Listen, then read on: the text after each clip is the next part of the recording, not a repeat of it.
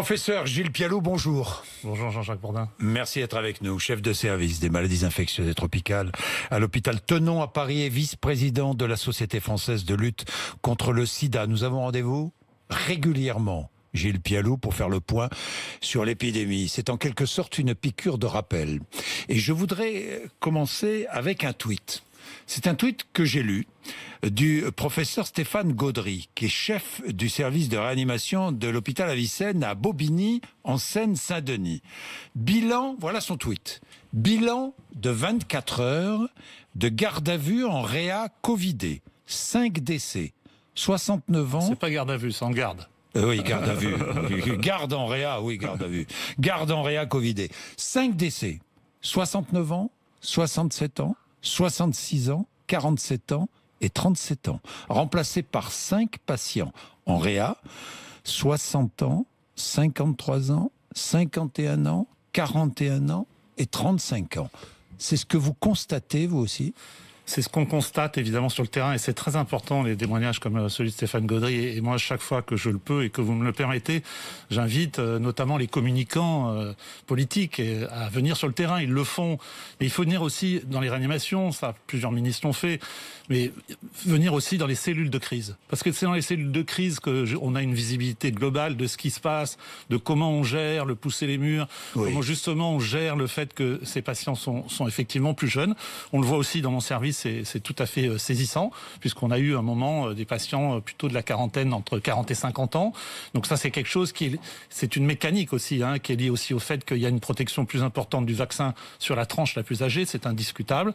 Et effectivement, la réalité, il ne faut pas perdre de vue cette réalité-là. Là, on est en train de perdre le fil. Vous avez l'impression, vous me disiez tout à l'heure, il y a par exemple 7 femmes enceintes.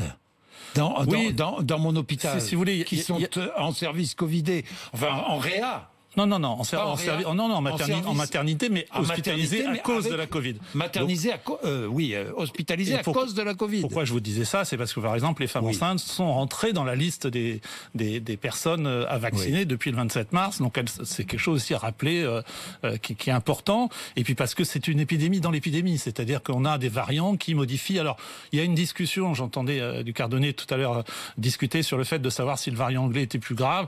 Il y a une étude française qui est en cours. On va le donner. Il y a des études anglaises qui montrent qu'il y a plus de gravité. Sur le variant brésilien, sud-africain, il y a quand même aussi des données qui donnent une plus grande sévérité.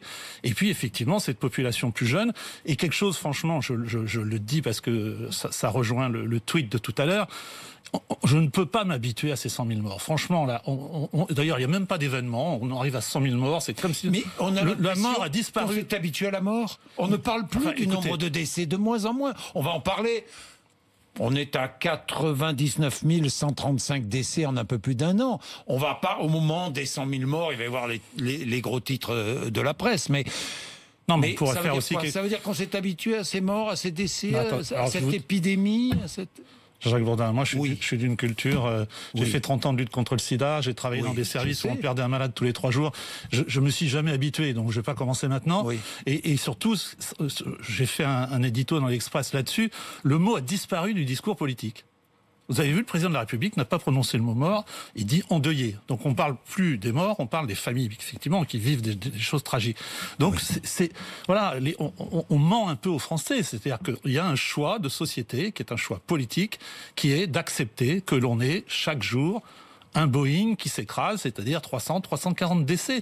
Et aujourd'hui, on a accepté, il faut le dire aux Français, vous pensez qu'on a accepté qu'il y ait 350 morts par jour ? Il y a une acceptation tacite, c'est-à-dire qu'il y a une acceptation tacite, parce qu'on a des mesures de freinage dont on va peut-être discuter, et l'Institut Pasteur nous a montré très clairement qu'on était dans une mesure de freinage lent, et que donc, de toute façon, on n'est pas au sommet, on n'est pas... Alors, il y a quelque chose qu'on va tordre le cou à un mot, ce n'est pas un pic. On ne peut pas dire aujourd'hui que c'est un pic. vous qui connaissez le pic du Midi, par définition, quand un pic, on sait ce qu'il y a derrière. Oui. Là, actuellement, on ne sait pas ce qu'il y a derrière et quand on voit les courbes de la deuxième vague, on sait très bien qu'on n'a pas fait de pic. Il y a eu un seul pic, c'est quand on a confiné la première fois. Alors on va dire, ah oui, il va encore confiner. Je sais, j'ai compris, on ne confinera pas. Mais il faut accepter qu'on va vivre probablement un plateau descendant, lentement descendant, avec une saturation des hôpitaux, une réanimation qui va se vider le plus lentement possible.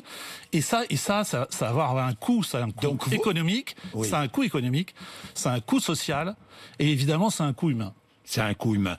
Ça veut dire que dans les 4 semaines qui viennent, vous ne croyez pas à un début de... de retour à la normale. Ah non, mais... Je comprends pas ces effets d'annonce. Alors évidemment, on les repousse. Je veux dire, fin février... Le 15 mai, c'est ce que nous a dit le président de la République. Fin février, Gabriel Attal nous a dit qu'on a un retour... Le 15 avril. Presque à la vie normale. Il a dit peut-être. Heureusement, il a dit peut-être. Oui. Mi-avril. Mi-avril, c'est demain. Donc ce qu'on sait, nous, sur le terrain, c'est pas des modélisations, c'est juste la stricte réalité de la mécanique. C'est qu'on sait que dans les hôpitaux, de toute façon, on n'a pas atteint ce plafond ou ce mur de verre qui sera probablement fin avril. On va prendre des chiffres concrets. À Tenon, on a une réanimation qui a 20 places. Oui. Actuellement, on a 30 malades. Oui. 30 malades, dont 29 ventilés. Et 3 sous ce qu'on appelle l'ECMO, c'est la circulation extracorporelle, c'est-à-dire le niveau le plus élevé de la réanimation. Donc tout ce qui nous a été dit, et ils sont effectivement plus jeunes, tout ce qui nous a été dit sur ils sont moins malades, ils restent moins longtemps, tout ça a été effacé par l'arrivée des variants. Donc voilà, je rejoins ce qu'avait dit le président de la République. C'est le virus qui donne le tempo. C'est les variants qui donnent le tempo. Et ce sont les variants. On va revenir sur les variants, mais ce sont les variants qui donnent le tempo. Mais je vous repose la question. Ça veut dire que le 15 mai, nous ne retrouverons pas un début de vie normale. Alors. Tout dépend à combien on fixe le prix de la vie normale. Et on voit bien sur les réseaux sociaux, sur les plateaux de télévision, les gens qui s'affrontent on n'est pas un choix entre une liberté et des mesures restrictives. Oui. On est en choix entre deux types de restrictions. Vous comprenez ce que je veux dire? Oui. On est vraiment encore en guerre. Donc il va falloir choisir 2 niveaux de restrictions. Et qui soient acceptable pour le système sanitaire, acceptable pour la population. C'est toute la complexité actuelle. Oui. Et puis je crois franchement qu'il faut arrêter aussi de penser, moi je fais partie de ceux, comme Antoine Flahault, comme certains représentants de l'OMS, le vaccin n'est pas la solution. Le vaccin est une partie de la solution. C'est une partie de la solution. Attendez, parce que ça, c'est important, ce que vous dites. Oui, mais c'est important. Ce n'est pas la solution, parce qu'on a l'impression... Non, parce que là, ça veut dire que c'est vaccin contre liberté totale. On n'y arrivera pas. On le sait pourquoi. Il y a ces mécaniques. On n'y arrivera pas parce que le niveau de vaccination qui est nécessaire pour l'immunité collective, c'est probablement 90% des adultes. Oui. Et quand vous vaccinez 90% des adultes, je vous passe le calcul, mais vous arrivez à 69% de gens qui sont protégés. Parce que déjà, il n'y a pas les adultes, il y a l'impact sur la transmission, ça a été montré. Oui. Donc de toute façon, il faudra aussi vacciner les enfants, et ça mettra du temps parce qu'il faut déjà avoir les données. Donc, l'idée, pour prendre une image simple, c'est la sécurité routière. La gestion de la pandémie, ça sera quelque chose dans lequel il faudra ne pas remplacer l'airbag par la limitation de vitesse, ne pas remplacer la limitation de vitesse. Ça sera de la prévention combinée. Le vaccin sera l'outil central. Mais pourquoi j'ai ce masque? J'ai ce masque pour faire passer un message. Je suis vacciné Pfizer, parce que j'avais des facteurs de risque. Oui. Et je mets ce masque parce qu'il y a une incertitude encore sur l'efficacité des vaccins par rapport aux variants, vous le savez, sur le fait qu'on diminue complètement la transmission. Donc il ne faudra pas lâcher les mesures barrières. Vous voyez, il faudra maintenir un niveau... Vous faisiez allusion à Antoine Flahault tout à l'heure, l'épidémiologiste, qui dit aussi les rassemblements à l'extérieur, aucun cluster. Toutes les études le montrent. Il n'y a aucun cluster dans les rassemblements à l'extérieur. Après, on joue sur les mots, c'est-à-dire que déjà, il faut aller les chercher, les clusters sur les rassemblements extérieurs, parce que, par définition, vous savez, prendre les KGMAP et arriver à tester tout le KGMAP, vous voyez ce que je veux dire. Donc, c'est pas pour taquiner Antoine Flahault que je connais bien, mais je veux dire, déjà, c'est pas parce qu'il n'y a pas de cluster qu'il n'existe pas, il faut déjà aller les chercher. Vous voyez ce que je veux dire, hein? Bon, on peut parler des aéroports, par exemple, on dit il n'y a pas de cluster. Alors, les aéroports, j'allais y venir, nous allons parler des vaccins, mais je je viens aux aéroports. Non, vous avez compris la prévention combinée. La prévention combinée. Le vaccin sera partie de la prévention combinée. Bah alors, c'est-à-dire le tracé isolé qu'on a loupé maintenant, le dépistage massif, et là, les bonnes nouvelles, c'est les tests salivaires, les autotests, tout ça, c'est des bonnes nouvelles. La pression vaccinale, maintenir des gestes barrières jusqu'à qu'on ait un peu de visibilité sur les variants. Et pour l'instant, on ne sait pas. Donc il faut que les Français acceptent. On n'en a pas fini avec ce virus. Première chose, il faut bien se dire qu'on n'a pas fini avec ce virus. Et deuxième chose, il faut bien se dire que c'est pas le vaccin qui seul va nous protéger du virus. Mais il faut vacciner. Et le vaccin, c'est maintenant. Alors, je vais revenir au vaccin et aux vertus du vaccin. Mais le contrôle dans les aéroports français, est-ce qu'il faut renforcer les contrôles ? Là, on est plutôt dans un système qui est plus proche de la sensibilisation citoyenne. D'accord, j'entends. Prenons le Brésil. Oui, prenons le Brésil. J'ai découvert hier... 50 personnes par jour arrivent du Brésil. Ouais, enfin, oui, 1000 par semaine. Enfin, non, mais c'est pas ça. C'est que 350 par semaine. Vous savez que on sait depuis Contamine Montjoie, le premier cluster, Contamine Montjoie, février 2020. Oui. On sait qu'une personne peut avoir jusqu'à 70, 120 contacts. Oui. Donc quand vous dites ces 50 personnes, il faut aussi imaginer le scénario du pire, c'est-à-dire de quelqu'un qui est très contaminateur, qui ne se sait pas contaminer parce qu'il a fait ce que le gouvernement recommande. Qu'est-ce qui est recommandé pour le Brésil ? J'ai regardé hier soir. Que vous ayez une PCR de moins de 72 heures pour prendre l'avion. Oui. On vous demande sur l'honneur que vous allez être confiné 7 jours. Pourquoi 7 jours ? Personne ne confine 7 jours avec les variants brésiliens. Oui. Nous, les soignants, c'est au moins 10 jours. Donc, enfin, ça, c'est les petites aberrations. Et éventuellement, si j'ai bien écouté le ministre des Transports, on leur propose parfois des tests antigéniques. On ne peut pas faire comme ça. Bon, je sais donc que c'est constitutionnel. Si j'ai bien compris, une personne qui vient du Brésil, quarantaine pendant 10 jours, quarantaine surveillée. Et puis avoir les moyens de les surveiller, c'est pas les mettre en prison. Non, mais c'est les responsabiliser. Quarantaine surveillée pendant 10 jours. Voilà, utiliser les applications tous anti-Covid, leur faire des tests, tester les personnes qui ont été contacts. Et on ne peut pas plaisanter avec le variant brésilien. Regardez ce qui se passe. Vous inquiète ce variant brésilien ? Complètement. Et ce qui m'inquiète aussi, c'est la brésilianisation du variant anglais. C'est-à-dire que le variant anglais a déjà acquis cette mutation qui existe dans le variant sud-africain. Donc tout ça bouge, même si effectivement les chiffres sont rassurants, puisqu'on a globalement autour de 5% de variants sud-africains, en tout cas en Ile-de-France, et effectivement très peu. Mais on en a vu des cas de variants brésiliens. Donc, mais il faut se méfier, parce que cette géostratégie, elle dépend de comment le virus variant anglais va occuper l'espace. Pour l'instant, il occupe tout l'espace. Mais personne ne peut prédire ce qui se passera en octobre. Donc il faut être extrêmement vigilant avec ces variants qui, je le rappelle, ont sans doute plus de gravité, mais ont surtout un échappement au vaccin actuel.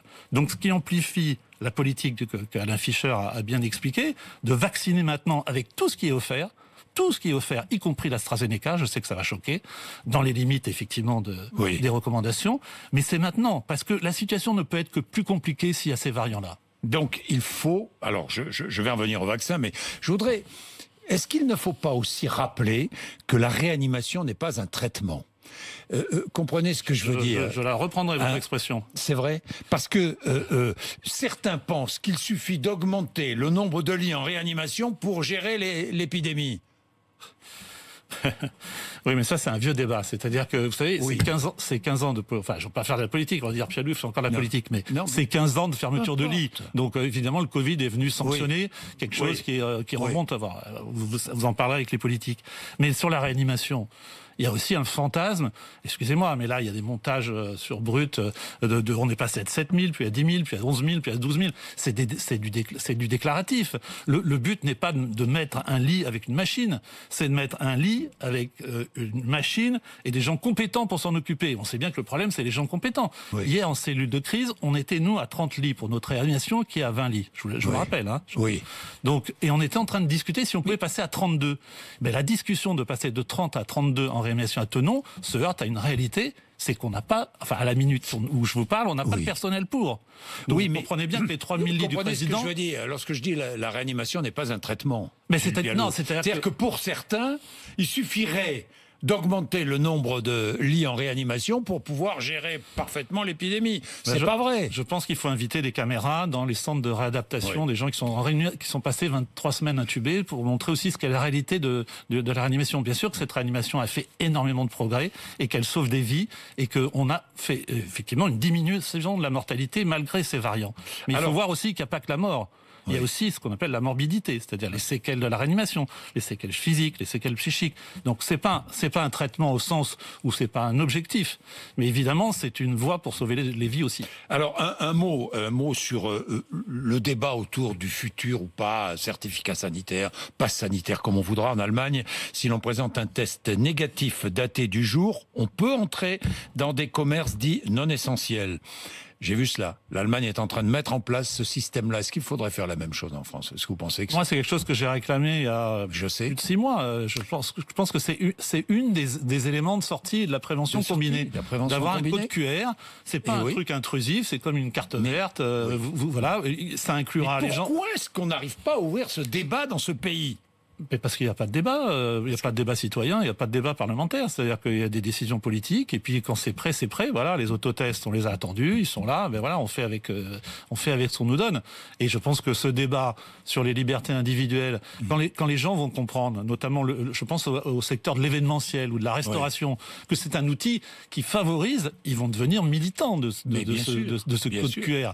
Mais bien sûr. Évidemment qu'il faut favoriser ça. Au début, on nous disait ah ben non, il n'y a pas de vaccin. Ben maintenant, il y a quand même une partie de vaccins qui arrive.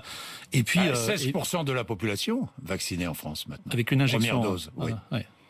Qui protège mais dose, on prend toutes les bonnes nouvelles. Qui protège vraiment la première dose? Alors, à part pour le vaccin chinois, vous avez vu, il y a un problème, mais elle protège. Oui, elle protège. On est, par exemple, dans les études de Pfizer, alors c'est compliqué parce que pendant les 10 premiers jours, de 0 à 10 jours, globalement, il faut laisser les anticorps monter. Mais entre 10 jours et la deuxième injection, vous êtes autour de 78-80% de protection. Des formes graves et protection de la réanimation. Donc déjà, la première dose protège. Il sera difficile de vacciner 90% des adultes? Je pense que ça sera difficile, voire impossible, parce que vous avez vu que à la fois il y a beaucoup de gens qui veulent se faire vacciner, puis vous avez de toute façon un noyau qui ne se vaccinera jamais. Mais alors, je repose la question, est-ce qu'il faut rendre la vaccination obligatoire? La Cour européenne des droits de l'homme dit c'est un acte démocratique, de solidarité. Je pense que déjà, ça fait un moment qu'on devrait avoir une discussion, alors je ne sais pas si elle est parlementaire, pour savoir qu'il y a certaines professions qui ont une vaccination obligatoire. Et par exemple, à commencer par les soignants et quelques professions essentielles. Et voilà, le débat est toujours pas ouvert. C'est vrai que ça monte doucement. Nous, on est autour de, ça monte plus vite chez les médecins, mais ça, c'est toujours, on l'avait vu avec la grippe, que chez les infirmières et les aides-soignants. On est autour de 40%, mais ça reste encore un débat à ouvrir, l'obligation vaccinale. Je ne sais pas, rendre la vaccination obligatoire aux salariés qui ne sont pas en télétravail aussi. Alors, non? Oui, mais il y a aussi l'application, là, le test QR et puis les tests. On pourra très bien imaginer que ces autotests et ces tests salivaires puissent aussi permettre, en plus du code QR là, ou de l'application, puisse permettre de rentrer dans l'école, dans les lycées et effectivement dans les lieux où le télétravail. Mais le télétravail, excusez-moi, c'est pas ma spécialité, mais il se trouve que j'ai des patients qui me racontent comment c'est l'employeur qui les empêche de télétravailler. Donc là aussi, je sais qu'il y a des annonces qui ont été faites par le gouvernement, mais il faut quand même. Voilà, je pense qu'il y a du contrôle à faire. Il y a du contrôle à faire sur la quatorzaine et il y a du contrôle à faire sur le télétravail parce qu'il faut que les personnes puissent télétravailler le plus possible. Ça, c'est très clair. Ça fait partie de la prévention combinée, ça aussi. Oui, un mot sur les vaccins. AstraZeneca, comment inciter les Français à utiliser AstraZeneca? AstraZeneca, personne nous a rendu service. À commencer d'ailleurs par AstraZeneca. C'est-à-dire ni les médecins, ni les journalistes. Mais le président de la République a eu tort de suspendre la vaccination AstraZeneca. Je l'ai dit ici, ça a choqué. J'ai dit toute suspension est une suspicion. Donc c'est comme la diffamation. C'est-à-dire qu'il en reste toujours quelque chose. Donc à partir du moment où vous avez suspendu, ce sont des événements graves. qui sont arrivés. C'est pas du tout la phlébite que vous avez si vous prenez l'avion sans bouger. Ça, c'est des événements graves qui sont tout à fait exceptionnels, pour lequel, effectivement, il y a une suspicion, mais on est de l'ordre d'un événement. En Europe, c'est 30 cas pour 2 millions d'injections. Donc, on est dans un événement grave, exceptionnel. Et tout le monde l'a dit, toutes les instances l'ont dit, le rapport bénéfice-risque est en faveur du vaccin. Donc, il faut dire aux gens, vaccinez-vous avec ce qu'on vous propose. Oui, et le maximum. Et le maximum, parce que c'est exactement ce qu'a dit le Conseil scientifique en janvier. Cette course contre la montre, elle est en train de s'accélérer, compte tenu de ce qu'on vient de dire sur les variants brésiliens. Est-ce qu'il faut aller jusqu'à vacciner les enfants pour convaincre chacun de se faire vacciner? Ah ben, si on veut une immunité collective, compte tenu des exigences que le variant anglais nous a mis à 80-90%, on y passera. Et d'ailleurs, Pfizer a déjà fait un dépôt à la FDA il y a 2 jours pour la tranche, je crois, 12-16 ans. Donc oui, bien sûr, ça passera par... Les Américains et les Britanniques, par exemple, vaccinent les enfants contre la grippe. Et beaucoup plus que nous, oui. Et beaucoup plus que nous. Et surtout dans une perspective qui n'est pas de protection tellement de l'enfant, mais de protection de la transmission de l'enfant à son entourage, et notamment aux entourages fragiles. Je voudrais terminer, Gilles Pialou, sur le vaccin contre le sida. Ça avance vraiment ? Alors, le vaccin contre le sida, moi, j'y ai passé 17 ans de ma vie, donc je peux en parler en 2 secondes. C'est beaucoup plus complexe, parce qu'il y a le fantasme qu'il n'y avait pas autant d'argent, que le marché était moins important. J'entends mes patients me dire ça et tout ça. Il y a eu beaucoup de moyens. Il y a eu une recherche quand même qui a buté sur une variabilité du virus qui est beaucoup plus du sida, qui est beaucoup plus compliquée que celle de la Covid. Je pense que la recherche contre la Covid va bénéficier, va booster la recherche vaccinale. Et d'ailleurs, il y a des essais qui commencent. Et probablement que les vaccins ARN vont aussi apporter un renouveau à cette recherche-là. Et comme on l'a vu d'ailleurs du sida vers l'hépatite C ou vers d'autres maladies, je pense que cette recherche et ces plateformes de recherche développés pour le Covid vont bénéficier à d'autres pathologies, dont la lutte contre le sida, je le pense. Merci, professeur Gilles Pialou, d'être venu nous voir régulièrement. Merci à vous de m'inviter. D'ici 1 mois et demi, pour faire le point. On a besoin de savoir. Il est quelle heure ? 8h55, vous êtes sur RMC et BFM TV.